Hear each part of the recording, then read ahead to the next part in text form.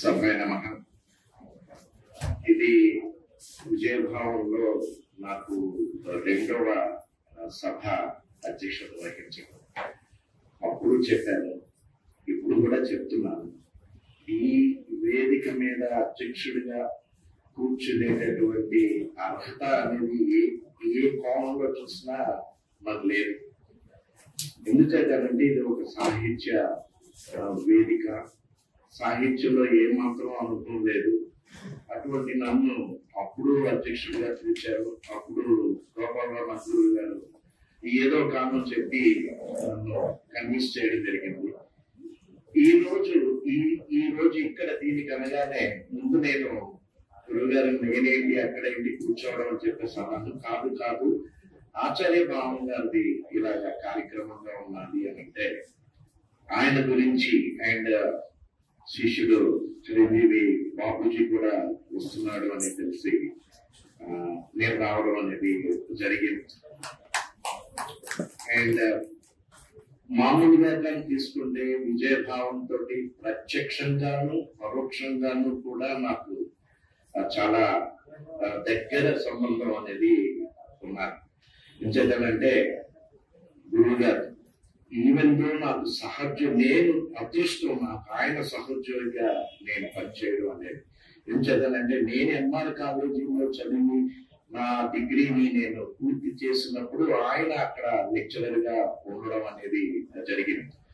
తిరిగి నేను ఇక్కడ నా అదృష్టం కొద్ది నేను ధర్మపురి కాలేజీలో మళ్ళీ లెక్చరర్ గా జాయిన్ అవుతున్నప్పుడు ఆయన చూసి ఆయన బోటనీ మాస్టర్ ఎంఎస్ రామారావు గారు వీళ్ళిద్దరూ కూడా ఎంఆర్ కాలేజీలో పనిచేయడం అనేది జరిగింది. వివిధ కారణాల వల్ల వాళ్ళు అక్కడి నుంచి బయటికి రావడం అనేది వచ్చింది. అండ్ అక్కడ చూసి నేను ఆశ్చర్యపోయాను. గురుగారు ఏం లేదంటే ఇక్కడ నేను చేస్తున్నాను. ఓకే, ఆయన తోటి 96 వరకు అంటే నేను 1984లో జాయిన్ అయ్యాను ధర్మపురిలో. 1984 నుంచి 96 వరకు ఆయన తోటి ఒక ప్రయాణం ఒక రకమైనటువంటి అద్భుతమైనది. ఎందుకు చెప్పానంటే ముక్కసూటి మనిషి అండ్ కుండ బదలగొట్టడం అంటారు కదండి. కుండ బదలగొట్టడం, ఆ బదలగొట్టడం కూడా మామూలుగా మనం బదలు కొడితే ఒక 4 ముక్కలు అవుతాయి. ఆయన అలాంటి బదలు కొడతారు 1000 ముక్కలు అవుతాయి. అంత కుండ బదలు కొట్టేటటువంటి తత్వం. అండ్ బహుశా ఆయనకి అవే ప్రతిబంధకాలు అయ్యేమో. అండ్ ఒక వ్యవస్థని నడపడం అంటే ఏమిటి, ఆ నడపడంలో ఎంత కష్టం. ఇప్పుడంటే మనకి వాట్సాప్లు, కంప్యూటర్స్, చేతిలో స్మార్ట్ ఫోన్స్, ఇమ్మీడియట్ గా మనం ఏదైనా సమాచారాన్ని ఇవ్వాలి అని అంటే నిమిషాల్లో క్షణాల్లో జరిగిపోతుంది. ఆ రోజు ఒక సమాచారం ఇవ్వాలంటే అది ఒక యజ్ఞం అవుతాయి. కూర్చొని దాన్ని రాయడం, మళ్ళీ దాన్ని పోస్ట్ ఆఫీస్కి వెళ్ళడం, పోస్ట్ చేయడం, ఇవన్నీ ఉండేవి. ఆయన తాలూకా నిబద్ధత, ఈ విజయభావన అంటే అసలు మనకి ఉగాది వస్తుందనంటే మనం విజయనగరంలో ఇళ్లలో ఉగాది పచ్చడి చేసుకుందామనే ఉత్సాహం ఉంటారో లేదో నాకు తెలియదు. కానీ విజయనగరంలో ఉగాది వస్తున్నారంటే విజయభావన బ్రహ్మాండమైనటువంటి కార్యక్రమం జరుగుతుంది అనేటువంటి ఉంటుంది. ఇంచేతంటే ఈ వాసన నాకు అక్కడ ఆయన ద్వారా ఈ విజయభావన వాసన నాకు తగిలింది. కాబట్టి ఆ వాసనలో మహామహుడు ఉన్నప్పుడు వాళ్ళకి చూసి వాళ్ళతోటి మాట్లాడేటటువంటి మహాభాగ్యం అనేది నాకు ఈ విజయభావన వల్ల కలిగింది. రాహుల్ భరద్వాజ్ గారని, ఊటుపూడి లక్ష్మీకాంతం గారు అండ్ ఆరుద్ర గారు, ఇలాగా కరుణశ్రీ గారు, వీళ్ళందరూ వచ్చారు. నేను వాళ్ళందరినీ చూశాను, నేను పలకరించాను, నేను నిల్చున్నాను. ప్రత్యక్షంగా వాళ్ళతోటి చూడడం అనేది అది నాకు నా జన్మకి దగ్గరటువంటి అదృష్టం. సో ఆ వాసన అనే దాని వల్ల వాళ్ళందరినీ కలుసుకున్నాను. అండ్ ఈయన తన ఆ కళాశాలలో తన వంతు పాత్రను మటుకు ఎంతగా అంటే ఆ క్లాస్ ఇప్పుడంటే అన్ని వచ్చినాయి అండి. ఒక పెద్ద హాలు, ఒక పాక అన్నమాట. ఆ పెద్ద హాలులో దగ్గర 250 నుంచి 300 మంది విద్యార్థులు ఉండేవారు. అన్ని రకాలు English medium, Telugu medium, BiPC, CEC, MPC, MEC, HEC అన్ని. ఇందులో పొందేవాళ్ళు ఉండేవారు, వాళ్ళు చేసేవాళ్ళు ఉండేవాళ్ళు, మంచి వాళ్ళు ఉండేవాళ్ళు, అవకాశం దొరికితే ఏడిపించేవాళ్ళు ఉండేవాళ్ళు, వీళ్ళందరూ ఉండేవాళ్ళు. కానీ ఆ ధర్మపురి కళాశాలలో ఇద్దరు ఉపాధ్యాయులు మాత్రమే చెబుతూ ఉన్నప్పుడు పిన్ డ్రాప్ సైలెన్స్ తోటి కళాశాల ఆలపించేది ఇద్దరు. ఒకటి మన ఆచార్య భావన్ గారు, అండ్ రెండు మొన్ననే పరంపరించినటువంటి ఇంగ్లీష్ మేడం ఇందిరా మేడం. ఈ ఇద్దరు క్లాసు చెప్తూ ఉన్నప్పుడు పిన్ డ్రాప్ సైలెన్స్ స్టూడెంట్ ఎవరు కూడా తింటారు అనేవారు కాదు. అండ్ భావన గారు చెప్తూ ఉంటే ఆ గేట్ దగ్గరికి, గేట్ అని అంటే ఈ పాటికి గేట్కి దగ్గర ఒక అరకేమీటర్ల దూరం ఉంటాం, అక్కడ కూడా ఆయన ఫోన్ తోటి ఇవ్వబడి అంత అద్భుతం. మరి ఇంకా ఆయన పాఠం చెప్తున్నారనంటే అది మేము కూడా పక్క రూములో ఉన్నప్పుడు కొంతసేపు వరకు ఆయన చెప్పేది ఆలకించేవాడు. ఆలకించండి, తెలుగు ఆలకించండి. అండ్ ఆయన సిన్సియారిటీ గురించి కానీ తీసుకున్నట్టయితే నిజంగా ఏం చేసేవారండి, పని చేసేవారండి. ఈ మంత్ అయ్యేదండి, 1వ తారీఖు ఎప్పుడు ఉండేది, 15వ 10వ తారీఖు విజయభావన కార్యక్రమం అయ్యేది. ఒక రోజు రెస్ట్ తీసుకునేవారేమో ఆయన. మళ్ళీ మరుసటి రోజు నుంచి ఆయన ఒక చిన్న పెట్టెలన్నీ పెట్టుకున్నారట మా స్టాఫ్ రూమ్లోనే. అందులో ఏంటంటే ఇంత కట్టు ఉండేది, పోస్ట్ కార్డులు కట్ట. ఆ పోస్ట్ కార్డులు ఆయన క్లాసులు అయిపోయిన వెంటనే లేదర్గా ఉన్నప్పుడు, క్లాస్ లేనప్పుడు కూర్చొని ఒక్కొక్క పోస్ట్ కార్డు మీద ఒక్కొక్కరికి రాసేవారు, ఫలానా రోజుని ఫలానా ఇది ఉన్నది. అండ్ దాన్ని మళ్ళీ అవన్నీ రాసి వాటిని సంచిలో పెట్టుకుని, ఆయన సంచి always use to carry bag, ఆ సంచి ఉండేది, ఆ సంచిలో పెట్టుకుని పోస్ట్ ఆఫీస్కి వెళ్ళి అండ్ పోస్ట్ చేసి అప్పుడు ఆయన ఇంటికి వెళ్ళేవారు. అంతేగాని ఇంటికి వెళ్ళి పోస్ట్ చేసి పడుకొని వచ్చి పోస్ట్ ఆఫీస్ లో వేసేవారు కాదు.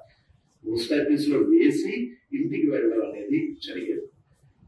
అప్పుడప్పుడు మేము చూసి గురుగారు ఏంటిదని అయిపోవడం వచ్చేవారు. మొన్న రాశారు కదా అయిపోయింది, మళ్ళీ 2 రోజులు మొదలవుతుంది అని మేము కూడా ఆ కార్డులు రాసేవాళ్ళం. ఆయన వాళ్ళ కార్డు తీసుకొని మేము కూడా కార్డు రాసేవాళ్ళం. ఎంత దూరమైనా అదే సైకిల్ మీద వెళ్ళేవారు. ఆ సైకిల్ మీద వెళ్ళడమే పంచడం ఎంతమందికైనా ఏ ఒక్కరిని మిస్ చేసేవారు కాదు. ఆయనలో ఉన్న గొప్పతనం అది. ఎంతమంది అయితే ఆహ్వానితులు ఉన్నారో వాళ్ళందరికీ కూడా స్వయంగా వెళ్ళి ఆయన అప్పట్లో ప్రింటింగ్ ప్రెస్కి వెళ్ళి చేసుకోవడం అనేది ఉండేది. ఆ ప్రెస్ దగ్గరికి వెళ్ళడం, అది చూసుకోవడం, మళ్ళీ ప్రూఫ్ తేవడం, దాన్ని కరెక్ట్ చేసుకోవడం, మళ్ళీ దాన్ని ఇవ్వడం, ఇవన్నీ నిజంగా ఏంటంటే ఒక వ్యవస్థను నడపాలి అంటే వీళ్ళ దగ్గర నుంచి మనం నేర్చుకోవాలి. ఇప్పుడంటే అన్ని ఉన్నాయి, అన్ని వసతులు ఉన్నది నడుపుతున్నామంటే అది గొప్పతనం కాదు. ఏ వసతి లేనప్పుడు, ఏమీ లేనప్పుడు, అండ్ ఉమ్మడి రాష్ట్రంలో ఆంధ్రప్రదేశ్ లో విజయభావన ఉగాది గురించి కూడా వెయిట్ చేసేవాడు కాదు. జరిగే ప్రతి నెల జరిగేటటువంటి కార్యక్రమాన్ని గురించి కూడా వెయిట్ చేసేవాడు. ఎవరు ఈసారి మంచి భక్తి వస్తున్నారు, ఎవరు ఏ రచయిత వస్తున్నారు, ఏ కవులు వస్తున్నారు అని చెప్పడం, మళ్ళీ వాటి మీద ఆ జరిగినటువంటి దాని మీద ఏంటంటే రివ్యూస్ వచ్చేవి. ఈయన మళ్ళీ దానికి సమాధానాలు వీళ్ళు చెప్పడం. ఏంటంటే ఇప్పుడు ఎవరో ఒకసారి పెట్టేసిన తర్వాత నా కార్యక్రమం అయిపోయింది, నీకు అందిందా అందలేదా నాకు అనవసరం, అండ్ నేను ఈ కార్యక్రమం చేశాను బాగుందా బాగోలేదా అనేది కూడా నాకు అనవసరం. కానీ అప్పుడు ఆ రివ్యూస్ మంచి చెడు వాటిని చర్చించడం అనేది అది ఆయన ఇది చాలా మంచి వ్యక్తి అండి. కెరటం నా ఆదర్శంగా తీసుకొని ఆయన అందరికీ ఆదర్శవంతుడయ్యారు. మా అందరికీ ఆయన ఆదర్శవంతుడే. ఒకటి, ఎన్ని కష్టాలు వచ్చినా, ఎన్ని ప్రతికూల పరిస్థితులు ఉన్నా ధైర్యంగా నిలబడాలనే గుణం మటుకు ఆయన దగ్గర నుంచి మనం నేర్చుకోవచ్చు. దాట్ ఈజ్ 100% నేను నమ్ముతున్నాను. అండ్ నాకు అదృష్టం దక్కింది. అండ్ స్టూడెంట్ గా ఉన్నప్పుడు కూడా బాపూజీ ఆయనతోటి ఎక్కువగా తిరిగేవాడు, ఆయనతోటి ఎక్కువ కూర్చొని లెటర్స్ కూడా రాస్తూ ఉండేవాడు. Is one of the best students in Telugu medium. And కారణం ఏంటి అంటే మంచి వక్త. ఆ రోజుల్లోనే విజయనగరంలో జరిగేటటువంటి వక్తృత్వ పోటీల్లో కంపల్సరీగా దాని లక్ష్మీదేవి గుప్తా జూనియర్ కాలేజీ నుంచి విద్యార్థులు వెళ్ళారు, పార్టిసిపేట్ చేశారు అని అంటే, బాపూజీ వెళ్ళారు అంటే ఫస్ట్ ప్రైజ్ గ్యారంటీ. అంత చక్కగా తెలుగు మాట్లాడటం, అలాగే తన ఉన్నటువంటి అన్ని సబ్జెక్ట్స్ లో కూడా బాగా ఉండడం. అండ్ తర్వాత కాలంలో మా ఇద్దరి మధ్యన కనెక్షన్ అనేది స్టూడెంట్స్ వెళ్ళిపోయింది. వీళ్ళంటే మారుతూ ఉంటారు కానీ మేము ఎప్పుడు ఆ తరంపులు కాదు కాబట్టి అది. బట్ మళ్ళీ రీసెంట్ గా మన గంగరాజు ఎస్విఎల్లో ఏదో కార్యక్రమానికి వచ్చినప్పుడు కలవడం జరిగింది. అక్కడ నేను చూసి చెప్పాను. బట్ టచ్ లో ఉన్నాను. ఎలా ఉందంటే ఆయన ముఖ చిత్రం అన్నారు కదా, ఫేస్బుక్ లో ఏదో ఒకటి ఎవరో ఒకళ్ళతోటి, ఎవరో ఒక పెద్దలతోటి, ఎవరో ఒక కవితోటి, ఎవరో ఒక సాహిత్యవేత్తతోటి, ఎవరో ఒక జర్నలిస్ట్ తోటి ఏదో ఒక రకంగా ఏదో ఒక సమాచారాన్ని అలాగా పెడుతూనే ఉంటారు. కొన్ని రోజులు నాకు డౌట్ వచ్చింది, బాపూజీ అని అంటే మన విజయనగరం బాపూజీ అనా కాదు, బట్ మేము కేఎస్ బాపూజీ అని పిలిచేవాడు, కేఎస్ఎస్ బాపూజీ. సో ఇప్పుడు ఫేస్బుక్ లో ఇది. అండ్ ఆ తర్వాత తెలిసింది తన అంచెలంచెలుగా తను ఎదిగినటువంటి ఆ ప్రస్థానం. అండ్ ఇప్పుడు మొన్న నాకు వచ్చినటువంటి ఇన్విటేషన్ లో సీనియర్ జర్నలిస్ట్, ఈ రోజుల్లో సీనియర్ జర్నలిస్ట్ అని అనిపించుకోవడమే గొప్ప. నిజానికి అప్పుడు ఉంటుంది. సో ఇప్పుడు సీనియర్ జర్నలిస్ట్. అండ్ ఖచ్చితంగా నేను అనుకుంటున్నాను, ఆచార్య భావన గారు శిష్యర్పు చేశాడు కాబట్టి, అండ్ ధర్మపురి కాలేజీలో చదివారు కాబట్టి ఖచ్చితంగా విలువలకి ప్రాధాన్యత ఇచ్చి ఆయన తన చేస్తున్నటువంటి పనిలో వాటిని అనుసరిస్తూ ఉంటాడని నేను నమ్ముతున్నాను. గురువు గారు మరొకసారి ఇటువంటి మంచి అవకాశాన్ని, చాలా రోజులైంది నేను సుబ్బారావు మాస్టర్ గురువు గారిని చూసి, అండ్ అలాగే రాఘరావు మాస్టర్ గారిని కూడా అప్పుడప్పుడు కలవడం జరిగింది. మళ్ళీ ఈ రోజు వాళ్ళని నేను చూడడం జరిగింది, వాళ్ళతోటి మాట్లాడడం జరిగింది. నాకు ఈ అదృష్టాన్ని కలిగించినందుకు మాస్టర్ కృతజ్ఞతలు తెలుపుకుంటున్నాను. అండ్ ఇటువంటి జన్మ నాకు ఇచ్చినందుకు, అంటే సంథింగ్ నేను ఇలాంటి అట్లీట్ అర్జునులు కాదేమో, కానీ బట్ అదృష్టం అనేది మనిషిని ఏమైనా చేస్తుంది.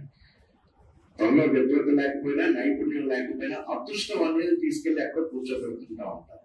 అలాంటి అదృష్టవంతుడిని నేను. నాకు ఇచ్చినటువంటి మా తల్లి కూడా కృతజ్ఞతలు తెలుపుకుంటూ నాకు ఈ అవకాశం ఇచ్చినందుకు అందరికీ నమస్కారం తెలుపుకుంటాను. Thank you very much sir. ఈ విజయభవనలో 1985 నుండి 1990 వరకు జరిగిన ప్రతి సమావేశంలో అయితే వందన సమర్పణ, లేదా అంటే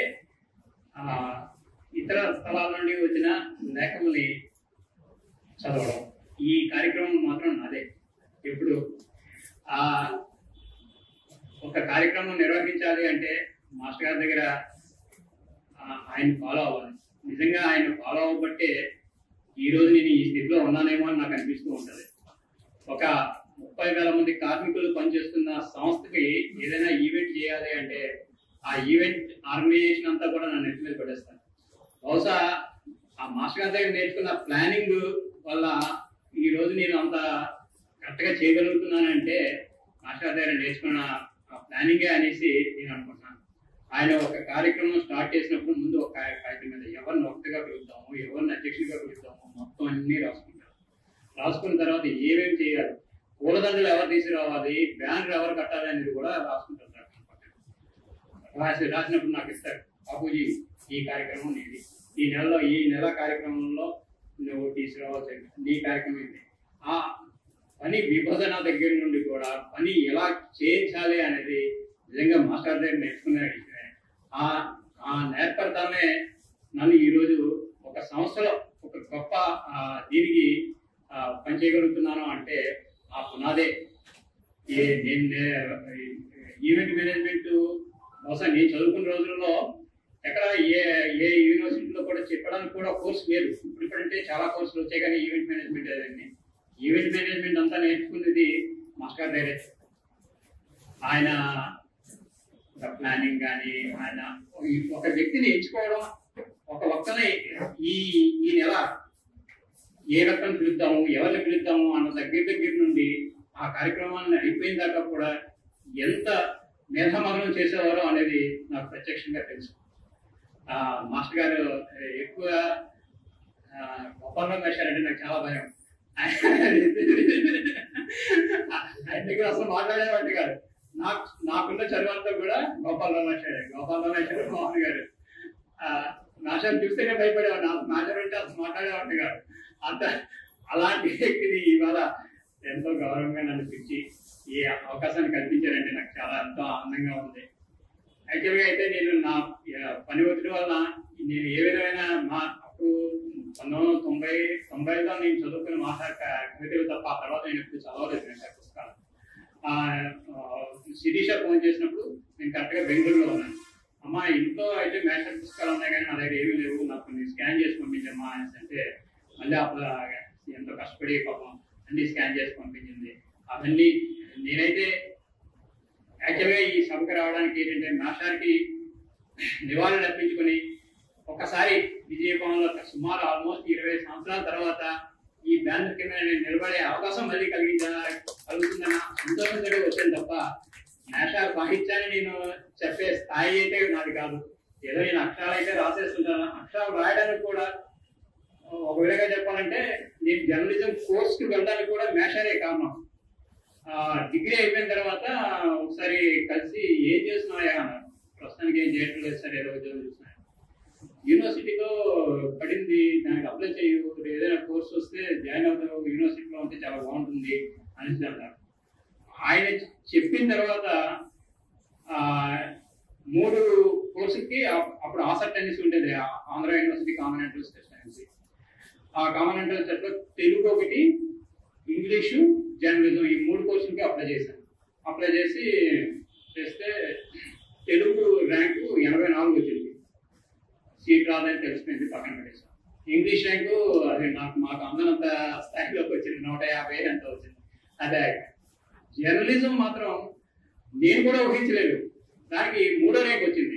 సుమారు ఆ రోజు ఎంతమంది రాశారంటే ఒక 370 మంది రాశారు, అందులో 3వ ర్యాంక్ వచ్చింది. వచ్చిన తర్వాత మాస్టర్ దగ్గరికి వెళ్ళాను. మాస్టర్ ఇలా వచ్చింది సార్ అయితే నాకైతే తెలుగు చేయాలని ఉంది కానీ జర్నలిజం చాలా మంచి కోర్స్ అయ్యా, ఇప్పుడు ఎంతో అభివృద్ధి చెందుతున్న కోర్సు, ఆ కోర్సు రావడం గొప్ప, వెళ్ళి జాయిన్ అవ్వదు. మా నాన్నగారు కూడా తెలుగు రాలేదా, ఏరా తెలుగు మరి కొంచెం కష్టపడి చదివితే బాగుండేది, తెలుగు వచ్చుంటే బాగుండేది అని అన్నారు తప్ప జర్నలిజంలో చేరు అని మాత్రం ఆగా మాస్టర్ అన్నారు. లేదు జర్నలిజంలో చేరు, అది గొప్ప మంచి కోర్సు, నువ్వు జాయిన్ అయిన తర్వాత నీకే తెలుస్తుంది అనేసి ఆ రోజు ఆయన ఇచ్చిన స్ఫూర్తి ఆంధ్ర యూనివర్సిటీ మెట్లెక్కి జర్నలిజం కోర్సులో జాయిన్ అవ్వడానికి కూడా కారణం అదే. అయితే మాస్టర్ గారు నా అనుభవం ఒకసారి ఈ నెమరు వేసుకోవాలనే ఉద్దేశంతో నేను మీ ముందు నిలబడ్డాను. అంటే ఆయన 84లో జర్నలిజం లక్ష్మీదేవి గుప్తా జూనియర్ కళాశాలలో జాయిన్ అయ్యాను. జాయిన్ అయిన తర్వాత అందరిలాగే నేను మాకేమో ప్రత్యేకంగా ఏముండేది, నేను గంగరాజు సత్యాజీ మేము అందరం కలిసి తిరిగే వాళ్ళం, క్లాసుల్లో అల్లరి చేసేవాళ్ళం, బాగా చేసేవాళ్ళం. కానీ ఎందుకో ఆయన ఒక రోజు నడిపించి ఆగస్టు నెలలో రేపు ఆగస్టు 15 వస్తుంది, నువ్వు ఏదైనా ఒక కవిత రాసుకొని రా, వస్తే నేనే రాయట్లేదు మాస్టర్ అంటే రాయు, అదే వస్తుంది, నువ్వు రాస్తే కదా వస్తుంది, నువ్వు రాయలేవనేసి ఎలాగా, నువ్వు రాయు అని చెప్పి నాకు మొట్టమొదటి అవకాశం ఏంటంటే ఆగస్టు 15కి ఒక కవిత చదవమని నాకు అవకాశం కల్పించాను. ఇంకా అవకాశం వచ్చిందే కదా అనేసి ఒక 40 లైన్లు కవిత, పెద్ద కవిత రాసి వచ్చానమాట.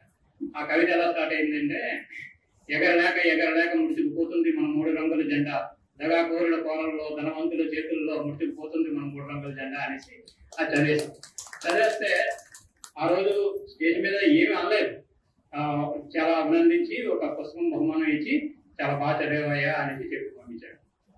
2 రోజుల తర్వాత లంచ్ అయిపోయిన తర్వాత క్లాస్ రూమ్లోకి వెళ్ళిన తర్వాత ఏమైనా నువ్వు మన రాసిన కవిత ఒకసారి తీసుకుని రా అని ఈవెన్ మాస్టర్ ఇది 40 లైన్లు రాశావు, ఈ జరుగుతున్న ప్రస్తుతం ఉన్న ఇదంతా కూడా నువ్వు కవితలో చూపించావు, కానీ భవిష్యత్తులో ఆ కవిత నీ జెండా ఎలా ఉండాలని నువ్వు కోరుకుంటున్నావు, ఆ జెండా ఎలా ఉంటే బాగుంటుందని నువ్వు అనుకుంటున్నావు, ఆ జెండా అలా ఉండాలంటే నువ్వేం చేయాలని అనుకుంటున్నావు, అవి కూడా పెట్టు, అప్పుడే పెడితే దానికి ఒక సంపూర్ణమైన ఇది వస్తుంది అని చెప్పి ఆ కవితను మళ్ళీ తిరిగి రాయించాను. తిరిగి రాయిస్తే అప్పుడు అంత పెద్దగా కాకుండా కొంచెం క్లుప్తంగా రాయు, ఒకే బొమ్మ 2-3 సార్లు రిపీట్ అవుతుంది, అది జాగ్రత్త చూసుకోవాలి. నిజంగా చెప్పాలంటే అదే నా మొదటి ప్రశ్న, నాకు అసలు అంత ముందు రాయలేదు.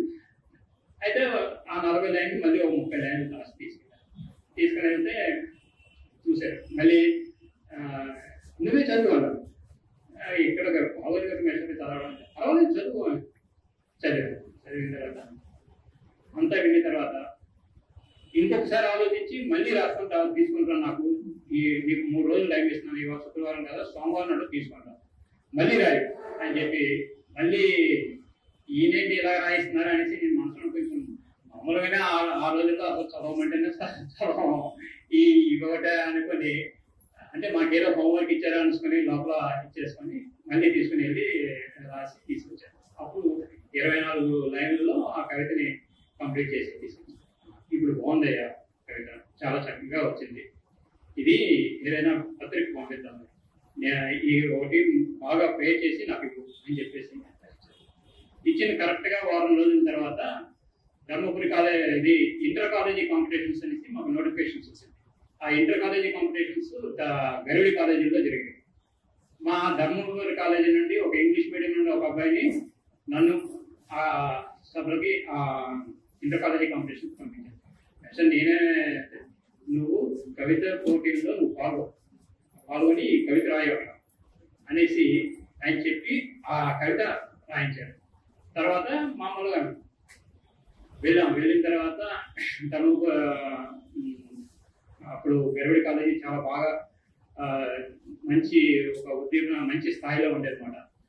జిల్లాలోనే ఒక ప్రథమ స్థాయి కళాశాలగా ఉండేది గరుడి కాలేజీ. ఎంతో మంది వచ్చారు, సుమారు ఒక 20-30 మంది అక్కడ ఈ పోటీల్లో పాల్గొని ఇంటర్ కాలేజీ కాంపిటీషన్ ప్రతి కాలేజీ నుండి మన జిల్లాలో ఉన్న ప్రతి కాలేజీ నుండి కూడా అక్కడికి రిప్రజెంటేషన్స్ వచ్చారు. వస్తే ఆ రిప్రజెంటేషన్ లో ప్రథమ బహుమతి ఆ కవితకు వచ్చింది. నాకు నేనైతే ఏదో సరదాగా రాశాను, ఆయన చదవమన్నారు కదా అని సరదాగా రాశాను. దానికి ఒక జిల్లా స్థాయిలో గుర్తింపు రావడం ఏంటని మనసులో అనుకుని నాకు మొట్టమొదటి పారితోషికం అన్నమాట 516 రూపాయలు ఇంటర్ కాలేజీ కాంపిటీషన్ ఇచ్చి ఒక కవర్లో పెట్టి ఒక పుస్తకం ఇది అక్కడ ఆ కళాశాల ప్రిన్సిపాల్ గారు మాకు అందజేశారు.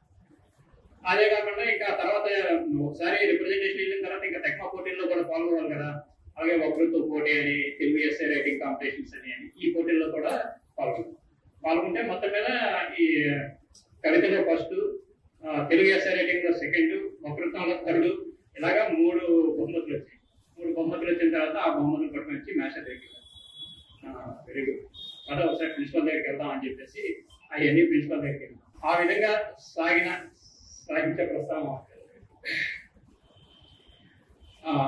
తర్వాత ఎన్నోసార్లు ఆయన నేను కలిసి సాహిత్యం మీద చర్చించుకోవడం అనేది జరిగింది.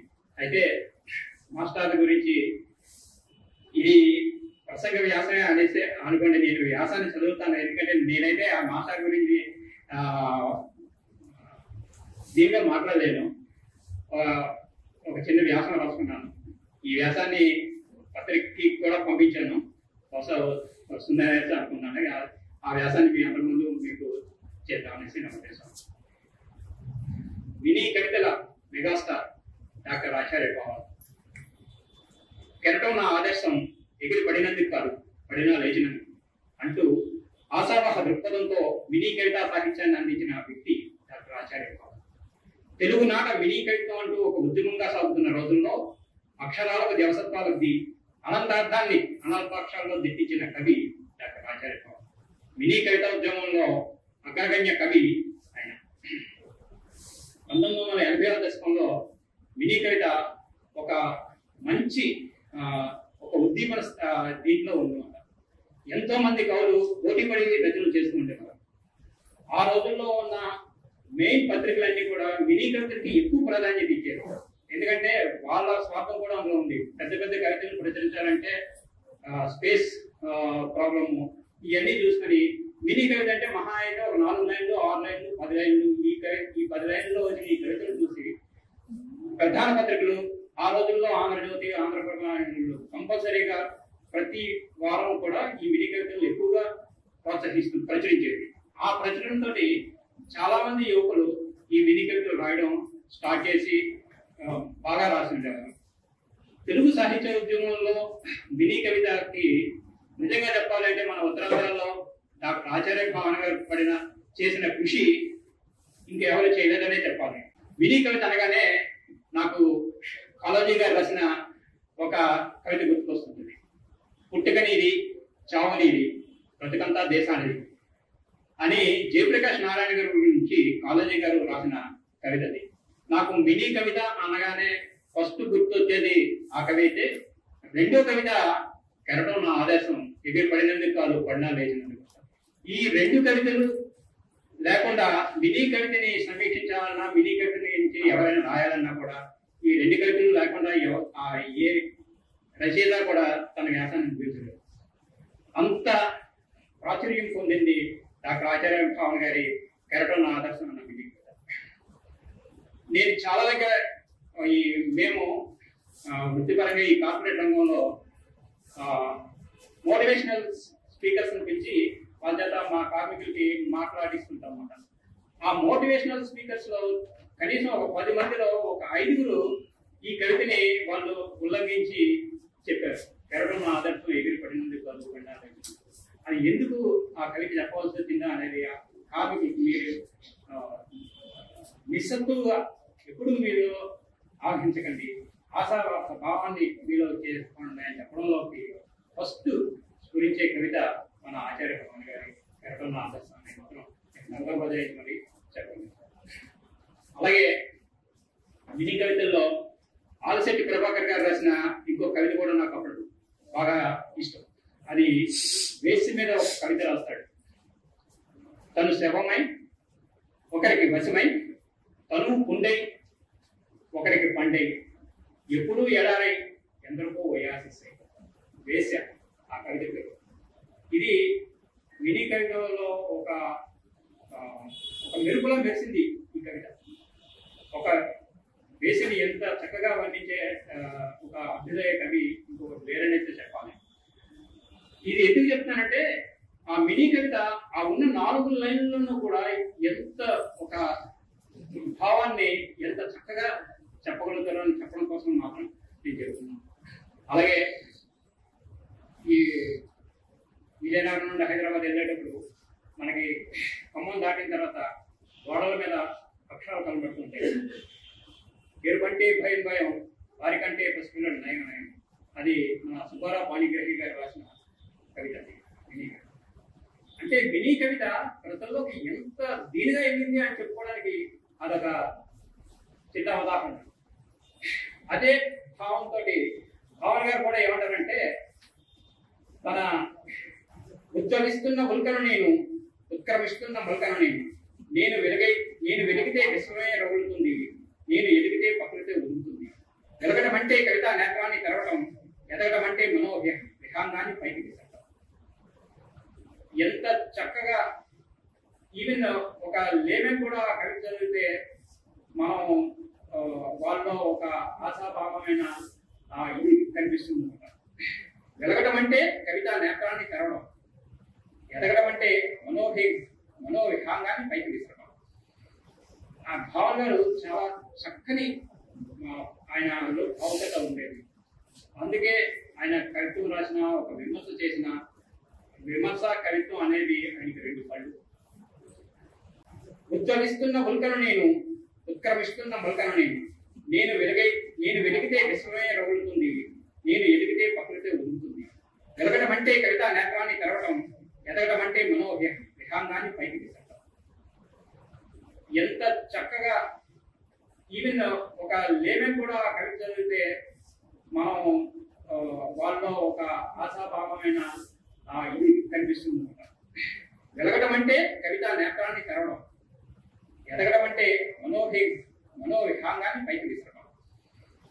ఆ భావన గారు చాలా చక్కని ఆయనలో భావుకత ఉండేది. అందుకే ఆయన కవిత్వం రాసిన, ఒక విమర్శ చేసిన, విమర్శ కవిత్వం అనేది ఆయనకి రెండు పళ్ళు. ఏదైనా కొత్తగా ఒక కవి ఏదైనా ఒక పుస్తకం ప్రచురించారు అంటే దాన్ని కంపల్సరీగా దాని మీద ఏదో ఒక విధంగా ఒక వ్యాసం రాసి ఏదో ఒక పత్రిక పంపించారు. ఆ రోజుల్లో చిన్న పత్రికలు అంటే మన శ్రీకాకుళం నుండి శుభోదయం, అలాగే వరంగల్ నుండి వచ్చి చిన్న చిన్న పత్రికలు ఉండేవి. ఆ పత్రికల్లో మాస్టర్ గారి కవిత లేని రచన, మాస్టర్ గారి రచన లేని పత్రిక అనేది ఉండేది కాదు. మహోదయులు అయితే ఆ మాస్టర్ హెడ్ పక్కనే మాస్టర్ గారి కవిత ఉండేది. ఇటుపక్క ఆచార్య భావన్ గారి కవిత, ఒక్కోసారి పి మోహన్ గారి కవిత, అలాగే రామసూరి గారి కవిత. ఈ ముగ్గురు మన విజయనగరంలో మినీ కవితకి త్రిమూర్తులు ఎవరు అంటే వీళ్ళు ముగ్గురు, ఆచార్య భావన్ గారు, మోహన్ గారు, రామసూరి గారు. వీళ్ళు ముగ్గురు కూడా ఈ మినీ కవితాన్ని ఒక పోటీ పడి రాసేవారు నిజంగా చెప్పాలంటే. అదేవిధంగా భావన్ గారు చాలా పుస్తకాలని ప్రచురించారు. కెరటం నా ఆదర్శం అనేది ఆయన తొలి కవితా సంపుటి. తర్వాత అక్షర రక్షలు, విశ్వ పంచి, అక్షరం వంటి కవితా సంపుటిని ప్రచురించారు. ఆయన తదనంతరం ఆయన మిత్రుడు థామస్ మాస్టర్ వర్మ గారు లోకం నా పబ్లిక్లో అని భావన్ గారు రాసిన చేతి రాతతోటే ఉన్న ప్రతుల్ని ప్రచురించారు. నిజంగా అది మాస్టర్ గారికి, వర్మ గారికి, మాస్టర్ గారికి ఉన్న స్నేహానికి గుర్తు అది ఆ లోకం నా పబ్లిక్లో అనే పుస్తకం. చనిపోయిన చాలా రోజుల తర్వాత వర్మ గారు ఆ పుస్తకాన్ని ప్రచురించారు. దానికి మూర్తి గారు కూడా చాలా చక్కని సహాయ సహకారాలు అందించి ఆ పుస్తకం రావడంలో చాలా విజయ భవన్లో ఆవిష్కరించారు. అదే అందులో ఒక కవిత అంటారు, వెదురు ముక్కలో వేద నాదాలు, వెలుతురు చుక్కలో వేద నినాదాలు. వెదురు ముక్కలో వేద నాదాలు, వెలుతురు చుక్కలో వేద నినాదాలు.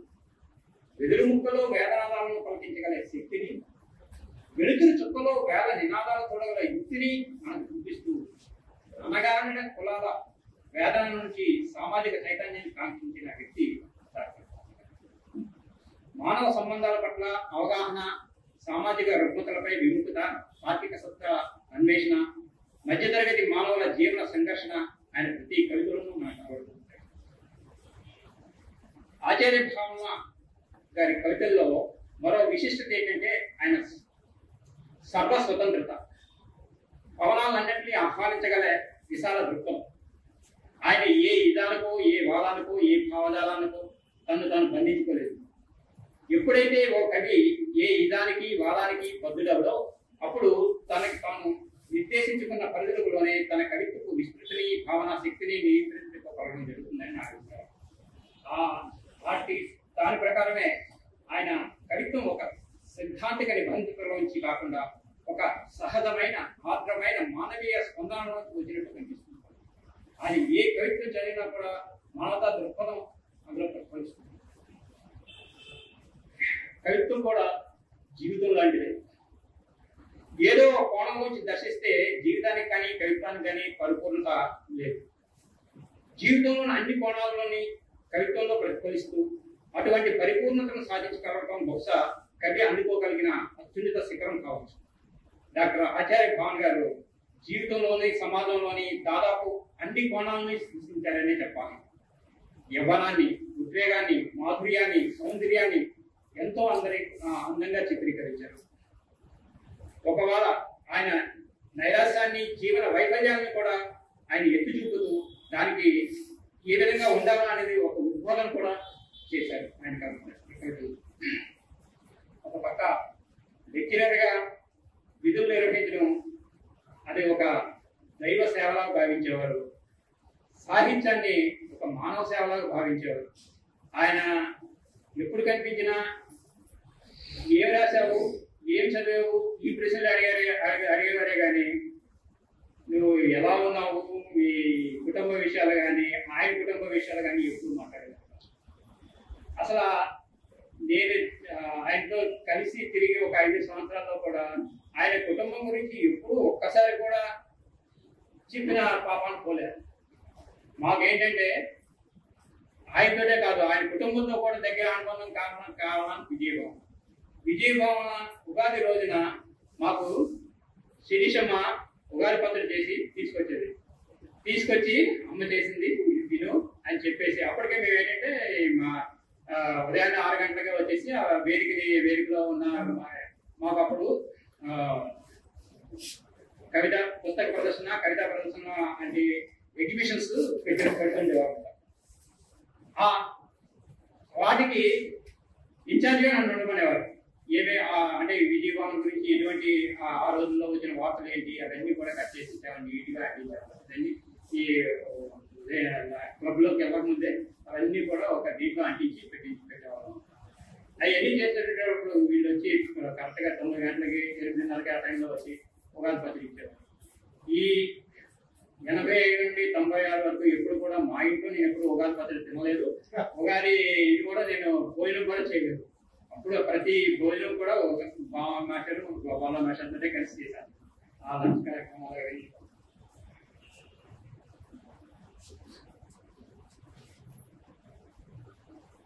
ఆయన సాహిత్యం మనం చూసినప్పుడు ప్రపంచ పరిణామాలు, మానవీయ విలువలు ఎట్లా కోల్పోతున్నారో ఆయన చాలా శక్తివంతంగా కవితీకరించేవారు.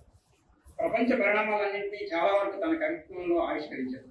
ఆధునిక నాగరికత పట్ల, ఆధునిక వస్తు వ్యామోహం వల్ల మనుషుల మధ్య ఎట్లా ఎవరు తెలుస్తుందో చెప్తూ, మనుషులు వస్తువులు చుట్టూ తిరుగుతూ మానవీయ విలువలు ఎట్లా కోల్పోతున్నారో కూడా చాలా శక్తివంతంగా, అద్భుతంగా కవితీకరించి ప్రముఖులు ప్రశంసలు పొందుతున్నారు. తిలక్ అంటారు, నా అక్షరాలు వెన్నెల్లో ఆడుకునే ఆడపిల్లలు అంటారు. నా అక్షరాలు అందమైన వెన్నెల్లో ఆడుకునే అందమైన ఆడపిల్లలు. అదే భవన్ మేషర్ ఏమంటారంటే, నా అక్షరాలు తిమిరాన్ని వదిలించే చైతన్య కిరణాలు అంటారు. అలాగే భూజుభావాల ఛాందసుల ఉదయాల్లో నా కవిత అనంతాక్షర అగ్నిధార అంటారు. ఆయన చెప్పదలుచుకుంది ఇందాక మూర్తి గారు అన్నారు, నిక్కచ్చిగా ముక్కుసూటిగా చెప్పడానికి ఆయన రచన కానీ, ఆయన కవిత్వంలో కానీ, ఆయన అక్షరంలో కానీ ఆయన నిక్కచ్చితమే మనకి కనిపిస్తుంటుంది. ఏది దొంగ తిరుగులు ఉండదు, ఏమి ఉండదు. ఏం చెప్పదలుచుకున్నారో ఆయన గంటా బజాయించి చెప్పేవారు. అలాగని ప్రాచీన సాహిత్యాన్ని ఎప్పుడు కూడా ఆయన తెలుసుకోవాలి. ప్రాచీన సాహిత్యాన్ని, ఆధునిక సాహిత్యాన్ని క్షుణ్ణంగా అధ్యయనం చేసేవారు. ఎప్పుడు ఏదో ఖాళీ దొరికింది అంటే మాత్రం ఏదో పుస్తకం చదువుతుండేవారు. మాకు పుస్తకాలు చదవమని చాలా పుస్తకాలు నాకైతే ఇచ్చారు. నాకు బాగా గుర్తు, కాలువ మల్లయ్య గారి పుస్తకం ఒకటి ఇచ్చి, కాలువ మల్లయ్య గారు కథలు ఆ రోజుల్లో ఒక అభ్యుదయ కవిగా, విప్లవ కవిగా మంచి కవితలు రాసుకున్నారు ఆ వ్యక్తి. ఆ పుస్తకం ఇచ్చి, ఈ పుస్తకం చదివిన తర్వాత దీని మీద నువ్వేమనుకుంటున్నావో ఒక 2 పేజీలు రాసుకుంటున్నా అనేసి అన్నారు. అది చెప్పినట్టు చేసేవాడు. చేసిన తర్వాత అంతా చదివేసిన తర్వాత ఈ నెల విజయభవనంలో ఇది నువ్వు చదువు అనేసి చెప్పేవారు.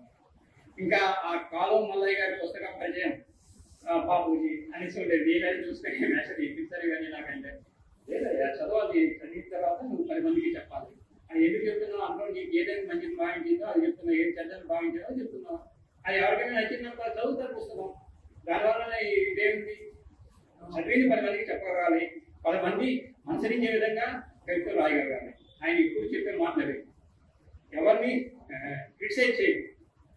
ప్రతి ఒక్కరికి వాళ్ళ భావాలు అవుతుంటాయి. ఆ భావాలు సమాజానికి ఎంతవరకు ఉపయోగపడుతున్నాయో, ఏ విధంగా ఉపయోగపడుతున్నాయని మాత్రం ఒక కవిగా చెప్పారు.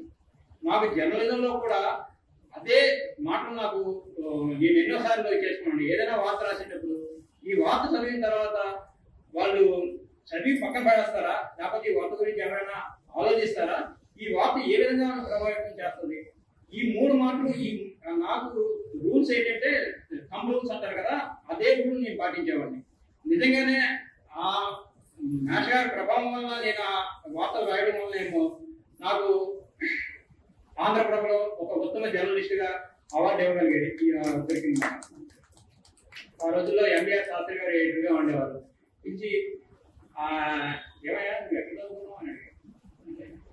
నువ్వు ఇంకా బాగా చదవాలి, బాగా రాస్తున్నావు అంటే ఎడిటర్ ఒక కంట్రిబ్యూటర్ అలా ప్రసంగించడం అనేది ఆ రోజుల్లో చాలా గొప్ప మాట. ఎందుకంటే మధ్యలో ఎన్నో స్థాయిలు ఉంటాయి. కంట్రిబ్యూటర్స్ అంటే విలేకరి, స్టాఫ్ రిపోర్టర్, ఈ స్థాయిలన్నింటినీ వదిలేసి ఒక ఎడిటర్ అనేవాడు ఒక కంట్రిబ్యూటర్, అంటే ఆ రోజుల్లో నేను జర్నలిజం చదువుకుంటూ ఆంధ్రప్రభకి వార్తలు రాస్తుండేవాడు అనమాట. జర్నలిజం చేస్తున్నావు కదా, చెయ్యి, చదువుకో, చేసి నువ్వు బాగానే రాస్తున్నావు కవితలు అనేసి. ఆ ప్రశంస రావడానికి మ్యాథమెటికల్ సూత్రమే ప్రధానం. మనం రాసే అక్షరాలు ఎదుటివన్నీ ఎలా స్పందించిస్తున్నాయి, ఎలా ఆలోచిస్తున్నాయి, అది ఒకటే నువ్వు గ్రహించుకో, అది ఆ విధంగా రాయలేమని. అదే కొత్త రచనలో కూడా నేను అదే భావాన్ని ఇచ్చేసాను. ఇంకా విమర్శ వరకు వస్తే ఆయన చాలా సూటిగా విమర్శన చేసేవారు. అలాగని ఈడేం కవి, ఇది ఒక రచన అని ఒక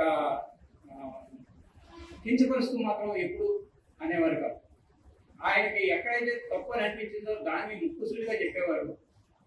ఎక్కడైతే గొప్పగా ఉన్నదో ఆ పదాలను ఉటంకించి ఇది చాలా బాగున్నాయని చెప్పేవారు.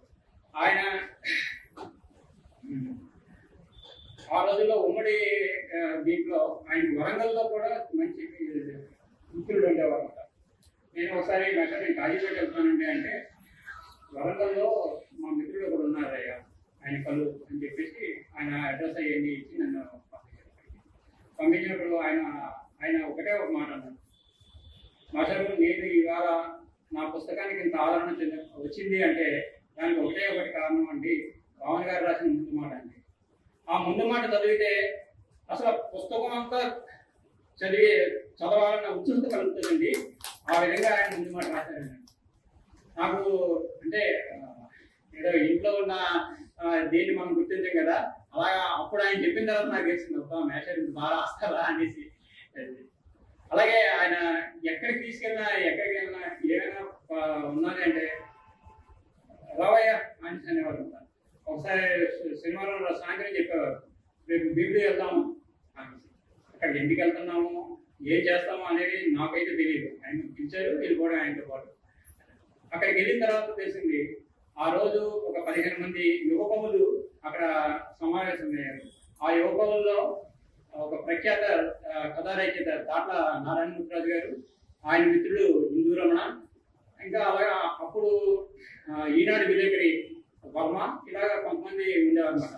వాళ్ళందరూ కూడా ఆ రోజుని కథపై చర్చించుకోవడం స్టార్ట్ చేశారు. ప్రతి ఒక్కరు ఆ 15 మంది యువకులు కూడా ఒక్కొక్క కథను తీసుకొచ్చి ఆ కథను చదివి అదొక వర్క్షాప్, కథ మీద నిర్వహించిన వర్క్షాప్. ఆ తర్వాత నేను అడిగాను, అసలు మీరు కవితలు రాస్తారు కదా, కథలు రాసే దానికి తీసుకెళ్లారు ఏంటండి నేను అడిగాను. సాహిత్యం మనకు ముఖ్యమయ్యా, అది కథ రూపంలో ఉంటుందా, కవిత రూపంలో ఉంటుందా, వ్యాస రూపంలో ఉంటుందా అనేది తర్వాత అది రచయిత రాసిన దాన్ని బట్టి ఉంటుంది. వాళ్ళు 10 పేజీలతో రాసే కథని మనం 10 లైన్లో రాయగలగాలి, అప్పుడు మనం కవులు అవుతాం. అంతేగాని వాళ్ళు ఏ విధంగా ఆలోచిస్తున్నారు అవన్నీ కూడా మనం కూడా తెలుసుకోవాలి అనేసి చెప్పేవారు అన్నమాట. అయితే ఆ రోజు నన్ను కూడా, నువ్వు కూడా ఏమైనా చదవయ్యాను, నేనేం తీసుకురాలేదు మేషారు, ఏది గుర్తుంటే చదవయ్యాను, నాకేం గుర్తుంది అనేసి నెమ్మదిగా చెప్పారు. ఆ తర్వాత ఒకసారి మహోదయ వార్షికోత్సవానికి అలాగే సడన్ గానే తీసుకుని వెళ్తే అప్పుడు మా కవితలన్నీ మహోదయలో మేషానికి రాసి ఇచ్చేస్తే అవన్నీ కూడా మహోదయకి పంపించేవారు. ఆ మహోదయలో ఆ కవితలు వారానికి వేసుకుంటేవారు. ఆ వేసి సుమారు 15 కవితలు అలా వేశారు. వేస్తే ఆ కవితలన్నీ తీసుకొచ్చి అప్పుడు టీవీ శివరావు గారు అనేసి ఆ పత్రికను నడిపించేవారు శ్రీకాకుళంలో. ఆ వార్షికోత్సవంలో మా ధర్మపురి కాలేజీలో ఇంటర్మీడియట్ చదువుకుంటున్న ఒక కుర్రాడు ఉన్నాడు, ఆ కుర్రాడు 4 కవితలు చదువుతాడు అని చెప్పేసి వెంటనే వేరు నేర్పించారు.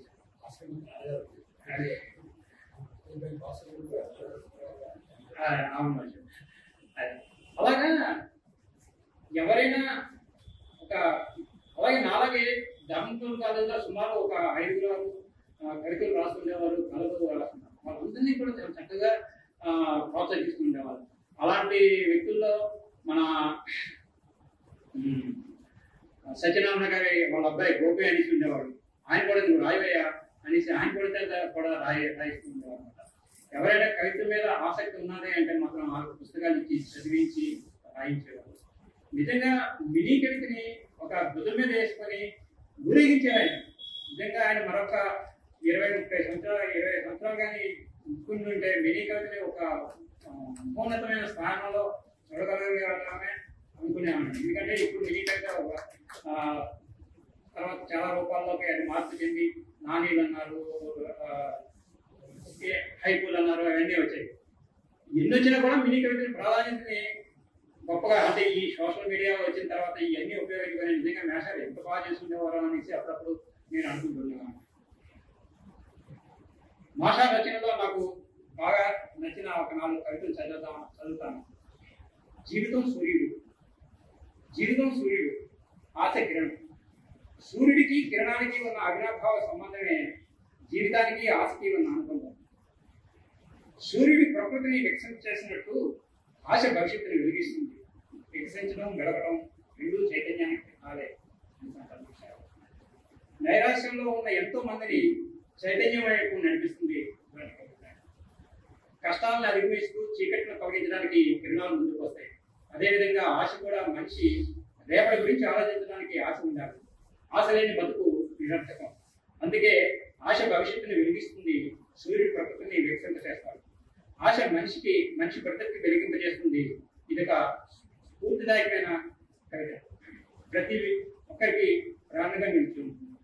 మానవ సంబంధాల పట్ల అవగాహన, సామాజిక రుగ్మతలపై విముఖత, తార్కిక సత్యాల అన్వేషణ, మధ్యతరగతి మానవుల జీవన సంఘర్షణ ఆయన ప్రతి కవితలోనూ మనకి కనబడుతూ ఉంటాయి. అలాగే నిష్క్రమణ, ఆవిష్కరణ. చీకటి చెక్క తెగింది, వేకువ రెప్ప తెరిచింది. చీకటి చెక్క తెగింది, వేకువ రెప్ప తెరిచింది. చీకటి కుప్పలా కూలింది, వేకువ గుర్తుల పైకెలిసింది. చీకటి నిట్టూర్పుల నిష్క్రమణ, వేకువ తూర్పున ఆవిష్కరణ. చీకటి నిట్టూర్పుల నిష్క్రమణ, వేకువ తూర్పున ఆవిష్కరణ. ఎంత చక్కగా దాన్ని చెప్పగలగారు అన్నదానికి ఈ కవిత ఒక ఉదాహరణ. అలాగే ప్రకృతి భావం. ఆకులన్నీ పండి రాలిపోతే, కొమ్మలన్నీ ఎండి విరిగిపోతే, పక్షులన్నీ ఎగిరిపోతే, నిరాశగా నిలబడదు, దీనంగా చూడదు, దిక్కు లేదని వినిపించదు. మూడు తపస్సు చేస్తుంది మళ్ళీ వసంతం కోసం, మనిషి పాఠం నేర్పడం కోసం. ఎంత ఆశావహ దృక్పథం అండి ఆ కవితలో. ఆ విధంగా అలాగే అంటారు, కన్ను లాంటిదే కవిత. కన్ను కాంతినిస్తుంది, కరుణాన్ని పండిస్తుంది, కెంపుల్ని రావిస్తుంది, అందాన్ని ఇస్తుంది, ఆనందాన్ని కలిగిస్తుంది. అది లేకపోతే అంతా శూన్యం. కవిత కూడా అంతే. లాస్ట్ లైన్ ఎంత చక్కగా చెప్పారో చూడండి. కన్ను, మనిషికి కన్ను ఎంత ముఖ్యం, సమాజానికి కవిత కూడా అంతే ముఖ్యం అనేసి ఒక 4 లైన్లో చక్కగా చెప్పగలిగారు. అలాగే శ్మశానం అన్న కవితలో మనసును చంపుకున్న మనిషిని మనలోనికి రాణిస్తే మనని చంపుతాడు, సమాజాన్ని శ్మశానంగా మారుస్తాడు. మనసును చంపుకున్న మనిషిని అంటే వాడు ఇంకా మనసే లేకపోతే వాడి మనిషికి ఒకవేళ అలాంటి వాడు కానీ మనలోకి వస్తే మనని చంపుతాడు, సమాజాన్ని శ్మశానంగా మారుస్తాడు. అలాంటి వాడిని దరిజాన్ని ఇవ్వద్దు అనేసి ఇండైరెక్ట్ గా చెప్పే కవిత్వం. అలాగే తిరగబడి. రాయలేక కలం ఆగిపోయినప్పుడు, పాడలేక గలం మోకపోయినప్పుడు, ఆలోచించలేక మెదడు ముద్దుబారిపోయినప్పుడు, వ్యాపోచించలేక ఉదయం రుచించుకుపోయినప్పుడు ఓ మనిషి ధైర్యంతో నిలబడు, ధైర్యంతో తిరగడు. ఎంత సూటిగా చెప్తున్నారు అంటే బహుశా ఇంత దీనిగా ఇంకొక ఎవరు చెప్పలేదేమో మినీ కవిత రూపంలో తెలుగు సాహిత్యంలో అనేసి నాకు అందుకే ఆయన రచనలో కొంచెం నాకు ఇష్టమైన రచనల్ని మీకు చదివి వినిపిస్తుంది అన్నమాట. అలాగే మిన్ను విరిగి మీద పడుతుంటే మన్ను తిన్న పాములా నిండకుంటే ఎలా బతుకుతావు? కన్ను తెరిచి వెన్ను విరిచి కన్ను చూపించు, అప్పుడు నువ్వే కాదు నీతో పాటు మరో నన్ను బతుకుతారు. చూడండి, దాని గురించి మళ్ళీ నేను వేరే చెప్పాల్సిన అవసరం లేదు. ఒకసారి చదువుకుంటే మనకు అంతా అర్థమైపోతుంది.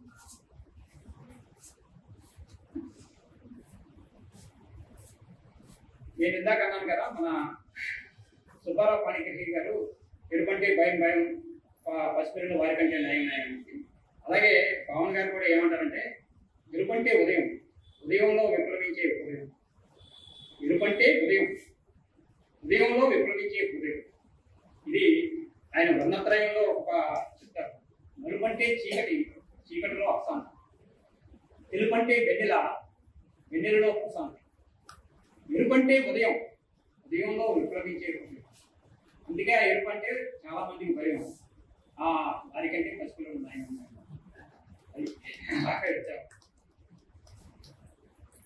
మనిషి కోల్పు కొవ్వెత్తులో కరిగిపోయే నిస్వార్థ బుద్ధిని, కర్పూరంలో కరిగిపోయే త్యాగ నిరతిని, అగరవత్తులా పరిమళించే కరుణశీలతను, మంచిగంధంలో తొలుగు తీరే మానవతా భావాన్ని, పాదరసంలో పాకిపోయే వైజ్ఞానిక దృష్టిని మనిషి కోరుకో. మనీషివై మహత్తర గమ్యాన్ని చేరుకో. ఒక మనిషిగా నువ్వు నీకు ఏ విధమైన భావాలు ఉండాలో కొట్టొచ్చినట్టు చెప్తారు ఈ కొట్టులో మాట్లాడి. ఇంకా అది మాట్లాడి మినీ కవిత్వం మీద మాట్లాడుతుంటే మాట్లాడవచ్చు. ఇంకా జాషువా గారి గురించి, పరిశోధన గురించి, మాస్టర్ గారి పరిశోధన గురించి చెప్పుకోవాలంటే చాలా అది గొప్ప పరిశోధన. జాషువా గారి మీద తొలి పరిశోధన అది. ఆ తర్వాత ఎన్నో పరిశోధనలు వచ్చాయి, ఎంతో మంది పరిశోధనలు చేశారు, డాక్టరేట్లు సంపాదించుకున్నారు. కానీ ఈయన చేసిన పరిశోధన వల్ల తెలుగు సాహిత్యానికి జాషువా గారి గురించి ఎన్నో విలువైన విషయాలని ఆయన ఎంతో కష్టానికి నష్టానికి ఓర్చి చేర్చి కవితలకు అందించారు. ఆధునిక తెలుగు కవుల్లో ప్రముఖ స్థానం పొందిన కవి జాషువా. తక్కువ కులంగా భావించగల కులంలో పుట్టినందువల్ల ఎన్నో అవమానాలు ఎదుర్కొన్నారు. కవిత్వాన్ని ఆయుధంగా చేసుకుని మూఢాచారాలపై తిరగబడ్డాడు. చీత్కారాలు ఎదురైన చోటే సత్కారాలు పొందారు జాషువా గారు. ఎంతో మంది చేదరించారు. కానీ ఎంతమంది చేదరించారో అంతకంటే ఎంతో మంది, ఎంతో గొప్పవాళ్ళు ఆయన సపోర్ట్ చేశారు. అటువంటి కవిని మాస్టర్ పరిశోధనాంశంగా తీసుకునేటప్పుడు ఆంధ్ర విశ్వవిద్యాలయంలో ఆయన తోటి స్టూడెంట్స్, తీరా నీకు ఇంతకంటే గొప్ప కవి దొరకలేదా, ఇంతకంటే గొప్ప అంశం దొరకలేదా, ఈ కవి మీద చేస్తే నీకేం గుర్తింపు వస్తుంది, ఏదైనా గొప్ప కవి మీద చేస్తే పరిశోధన చేస్తే నీకు కూడా మంచి పేరు వస్తుంది అనేసి అనేవారట. నాతోటి మా యూనివర్సిటీకి వచ్చేటప్పుడు నేను జర్నలిజంలో డిపార్ట్మెంట్, ఆయన ఒకరోజు ఆంధ్ర యూనివర్సిటీకి వచ్చారు. ఎందుకంటే అక్కడ దగ్గరలో ఉన్న ఆకాశవాణిలో ఆయన ప్రసంగ వ్యాసం, ఆ ప్రసంగ వ్యాసంలో ఉండేటప్పుడు ఆ గట్ల మీద కూర్చొని ఆయన పరిశోధన చేసినప్పుడు అనుభవించిన ఆ మెమరీస్ అన్ని కూడా నాతో షేర్ చేసుకున్నాను. నేను ఈ పరిశోధన చేసినప్పుడు నాకు అసలు ఎవరు సపోర్ట్ చేయలేదయ్యా. జాషువా కవిత్వం అంటే ఎక్కువ చాలా ఆయన కవిత్వం తెలుసో తెలియదు కానీ ఆయన పేరు చెప్పగానే ఎదిరించేవారు. అలాంటి ఎవరెన్ని చెప్పినా ఎవరెన్ని చేసినా నేను ఈ సబ్జెక్ట్ మీద నేను థీసిస్ చేస్తాను అనేసి అదే సబ్జెక్ట్ మీద ఆయన థీసిస్ చేశారు. ఆయన థీసిస్ చేసినప్పుడు కూడా ఆయన రాష్ట్రపతుల గురించి ఆ గుంటూరు, జాషువా గారి నేటివ్ ప్లేస్ గుంటూరు జిల్లా, ఆ గుంటూరు జిల్లా వెళ్ళినప్పుడు లైబ్రరీ వాళ్ళు కానీ ఎవరు కానీ సహకరించేవారు కాదంట. మా దగ్గర ఏమి లేవండి, మాకంత ఆయనతో ఇది లేదండి, ఆయన రచనలు మా దగ్గర ఏమీ లేవండి. పోనీ ఆయన సమకాలీలైన వ్యక్తుల్ని వాళ్ళ అడ్రస్లో ఏం చేసుకుని ఎంతో కష్టపడాలి ఇంటికి వెళ్తే, అంటే ఈయన కూడా అదే జాతికి చెందినవాడేమో, ఆయనతో మాట్లాడటం మనకి అవమానం అని భావించి ఆయనతో మాట్లాడడానికి ఇష్టపడేవారు కాదట. ఈ మాటలు మాస్టర్ నాతో చెప్పిన మాటలు ఎన్ని అంత కష్ట నష్టాలు కోల్చుకొని సుమారు ఒక 1200 ఆ రోజుల్లో తిరుగుతాయి చేసేవాళ్ళు. 1200 పేజీల గ్రంథం అని జాషువా సాగించారు. జాషువా ప్రతి అక్షరాన్ని ఆయన పరిశీలించారు. ఆ అక్షరం వెనకాలలో ఉన్న బాధ ఏంటి, దాని తాలూకా భావం ఏంటి అనేది ప్రతి అక్షరాన్ని ఆయన తమ పరిశోధన నుండి తీసుకొచ్చి మనకు చూపించారు.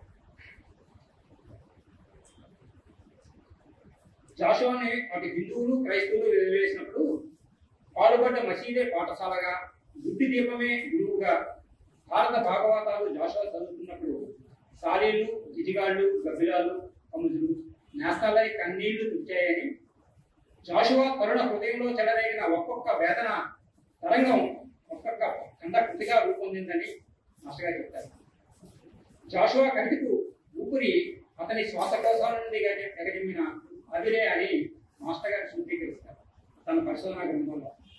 ఈ కవితలు అన్నింటికి ఆయన వచ్చిన జాషువా కవితకు ఊపిరి అతని శ్వాసకోశాల నుండి గడిపిన అదిరే అని ఆయన పరిశోధన గ్రంథంలో పేర్కొన్నారు. జాషువా అజ్ఞాతుడిగా అనాథుడిగా సంఘం మాటను బతికాడు. చేదు బాధగా జిగుళ్ళను వేసి స్వాదు కవితలు ఆలపించారని డాక్టర్ పవన్ గారు చెప్తారు. జాషువా సాహిత్యంపై మాస్టర్ గారు చేసిన తులనాత్మక పరిశీలన ద్వారా జాషువా గారి గురించి తెలియని ఎన్నో విషయాలు మనకు తెలుస్తాయి. జాషువా నిలువెల్లా కవి, వైవిధ్యాలతో పాటు వైవిధ్యాలను కూడా పొందనివాడు. తెలుగు పద్యం బలహీనపడుతున్న దశలో పద్యానికి ప్రాణప్రతిష్ఠ చేశాడని, పద్యానికి పదును పెట్టి సామాజిక ప్రయోజనం కోసం సాధనగా వాడుకున్నాడని భావన గారు చెప్పారు తన పరిశోధన. ఆ తర్వాతే చాలా మంది ఆ విధంగా రాశారా అనేసి మళ్ళీ ఆయన రచనల్ని ఆ దృక్పథంతో చూసి చదవడం మొదలుపెట్టారు.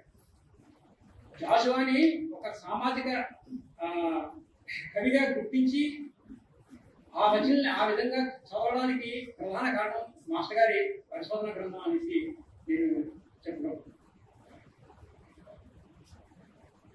జాషువా కవిత్వం చైతన్యవంతమైనది. ఆయన కవిత్వం సమసమాజ వ్యవహారానికి సన్నిహితంగా ఉంటుంది.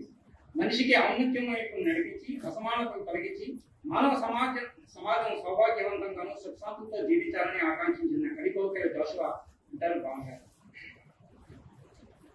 జాషువా కవిత్వం మీద 20వ శతాబ్దపు ఉద్యమాలు, రాజకీయ, సాంఘిక, ఆర్థిక, సామాజిక స్థితిగతుల ప్రభావం చూపాయని, జాషువా పారదర్శక దృష్టి గల కవి అని, అనంతమైన ఆర్ద్రత, అపారమైన భావుకత కలిసిన మానవీయ కవి అని భావన గారు తన పరిశోధన పత్రంలో పేర్కొన్నారు.